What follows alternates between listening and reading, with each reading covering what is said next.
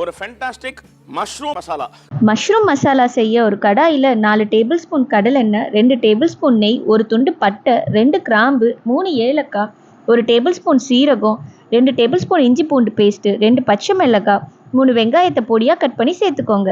வெங்காயம் வதங்க 1/2 table spoon சர்க்கரை சேர்த்து 2 நிமிஷம் வதக்குங்க.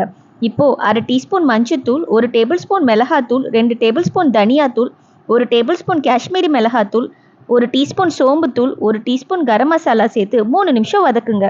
மசாலா நல்லா வதங்கி எண்ணெய் பிரிஞ்சு வந்ததுக்கப்புறம் 3 தக்காளி பியூரியாக அரைச்சி சேர்த்துக்கோங்க.